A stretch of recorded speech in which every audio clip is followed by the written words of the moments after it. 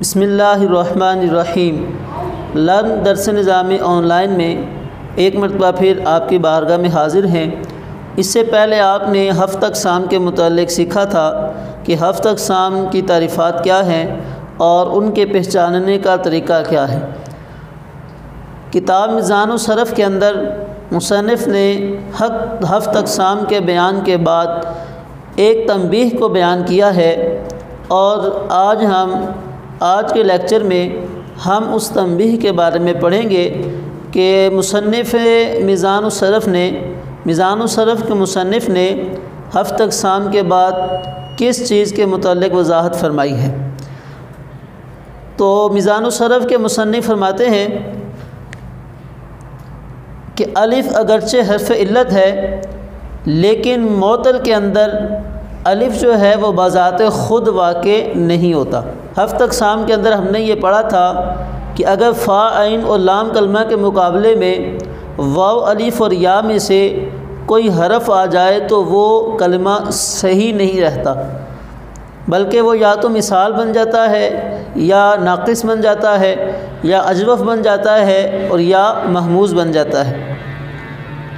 تو اب علامہ صاحب اس بات کی وضاحت کر رہے ہیں کہ واو اور یا کو اگرچہ ہم نے ہفتہ اقسام کے اندر پڑھ لیا ہے، اس کے بارے میں ہم نے ڈسکس کر لیا ہے، لیکن الف کے متعلق وہ وضاحت فرما رہے ہیں کہ الف اگرچہ حرف علت ہے، لیکن الف جو ہے بذات خود ہفتہ اقسام کے اندر نہیں آتا، بلکہ الف جب بھی آتا ہے وہ کسی نہ کسی سے بدل کر آتا ہے۔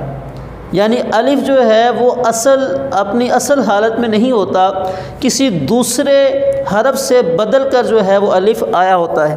جیسے کہ آپ دیکھیں کہ مصنف کہتے ہیں کہ الف اگرچہ حرف علت ہے، لیکن الف بذات خود معطل میں واقع نہیں ہوتا۔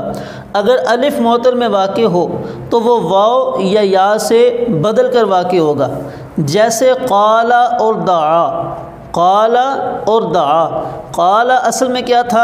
قابلہ تھا، قال اصل میں قابلہ تھا، اور دعا اصل میں دعوا تھا۔ پھر یہاں پر قانون جاری ہوا اور اس قانون کے مطابق واو کو الف سے بدل دیا گیا، اور دعوا کو ہم دعا پڑھتے ہیں اور قابلہ کو ہم قال پڑھتے ہیں۔ ٹھیک ہے، اب قال کے اندر اگرچہ الف تو آ رہا ہے، لیکن یہ الف اصلی نہیں ہے، بلکہ اصل میں کیا تھا؟ واو تھا، یہ واو سے بدل کر آیا ہے۔ تو لہٰذا الف جو ہے مصنف نے یہ کہا الف جب حروف فا عین اور لام کے مقابلے میں آئے گا تو وہ کسی نہ کسی سے بدلا ہوا ہوگا، بذات خود نہیں آئے گا۔ اس سے آگے مصنف کہتے ہیں اسی طرح با اور رما کے اندر جو الف ہے یہ بھی یا سے بدل کر آیا ہے، کیونکہ با اصل میں بایا تھا اور رما جو ہے وہ اصل میں راما یا تھا، تو لہٰذا الف جو ہے یہاں بھی بذات خود نہیں آیا۔ آگے مصنف کہتے ہیں پس یہی وجہ ہے کہ معطل واوی تو ہوتا ہے، معطل واوی بھی ہوتا ہے، معطل یائی بھی ہوتا ہے، لیکن معطل الف نہیں ہوتا، معطل الفی نہیں ہوتا۔ معطل واوی یا یائی ہوتا ہے، معطل الفی نہیں ہوتا۔ کیوں نہیں ہوتا؟ اس لیے نہیں ہوتا کہ واو اور یا تو بذات خود آتے ہیں، لیکن الف جو ہوتا ہے وہ بذات خود نہیں آتا، بلکہ کسی سے بدل کر آتا ہے، متغیر ہو کر آتا ہے، اس لیے معطل الفی نہیں ہوتا۔ یہاں پر اس سے آگے مصنف رحمۃ اللہ تعالیٰ علیہ نے نحویوں کے متعلق یہ بات بتائی ہے کہ نحویوں کے نزدیک معطل وہ کلمہ ہوگا کہ جس کے لام کلمہ کے مقابلے میں حرف علت ہو، جس کے لام کلمہ کے مقابلے میں حرف علت ہو۔ اور ہم نے یہ پڑھا تھا کہ فا عین اور لام ان تینوں میں سے کسی کے مقابلے میں بھی حرف علت آ جائے تو وہ کیا بن جاتا ہے؟ معطل بن جاتا ہے۔ لیکن مصنف نے یہاں اس بات کی وضاحت کی کہ نحویوں کے نزدیک یہ قاعدہ نہیں ہے، نحویوں کے نزدیک لام کلمہ کے مقابلے میں حرف علت آئے گا تو تب ہی وہ معطل کہلائے گا۔ جیسے کہ مصنف رحمۃ اللہ تعالیٰ علیہ نے اس بات کی وجہ بیان کی ہے کہ ایسا کیوں ہے۔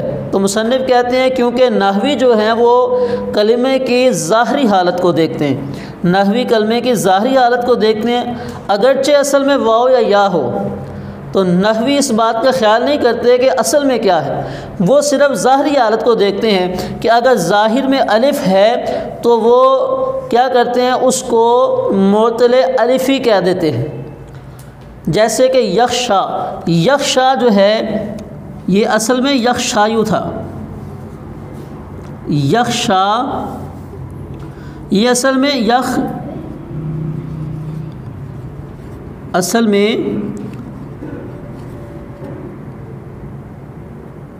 یخشایو تھا۔ اب اس کلمہ کے بارے میں صرفی یہ کہتے ہیں کہ یہ ناقص یائی ہے، ٹھیک ہے، حالانکہ یہ یخشا اس کے آخر میں الف آ رہا ہے، یعنی کہ ہم اس کو اگر اس طرح لکھ لیں تو سمجھنے میں آپ کے لیے آسانی ہو جائے گی۔ یہاں یخشایو، یخشایو تھا اصل میں، جو بعد میں کیا بن گیا، یخشا۔ اب اس کا وزن کیا نکلے گا، یفعل۔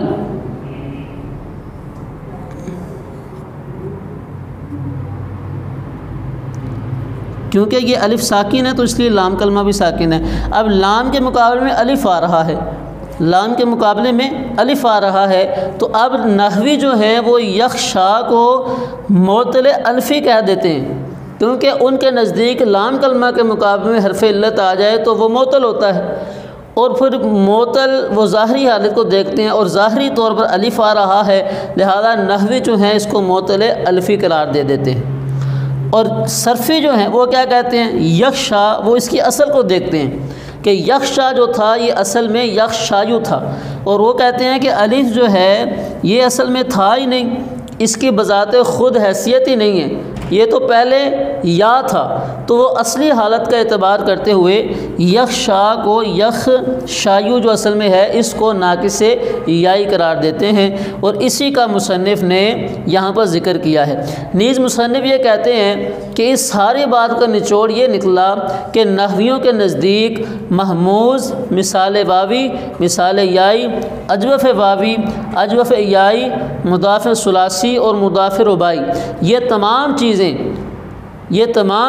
نحویوں کے نزدیک معطل میں داخل نہیں ہیں، یہ تمام چیزیں نحویوں کے نزدیک معطل میں شامل نہیں ہیں، جبکہ صرفی اس کو معطل میں شمار کرتے ہیں، اور نحوی اس کو شمار اس لیے نہیں کرتے کیونکہ نحویوں کے نزدیک معطل وہ کلمہ ہوتا ہے کہ جس کے لام کلمہ کے مقابلے میں حرف علت ہو، جبکہ ان تمام چیزوں کے لام کلمہ میں حرف علت نہیں ہوتا، اس لیے نحوی اس کو معطل شمار نہیں کرتے۔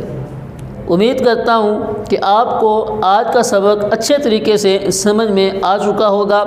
اگر پھر بھی آپ کو کسی بات کی وضاحت یا سمجھنے کی ضرورت ہو تو آپ کامنٹس سیشن کے اندر اپنی رائے، اپنا مسئلہ بیان کر سکتے ہیں، یا ہمارے ای میل پر رابطہ کریں یا ہمارے واٹس ایپ نمبر پر رابطہ کریں، انشاءاللہ تعالی آپ کی مکمل رہنمائی کر دی جائے گی۔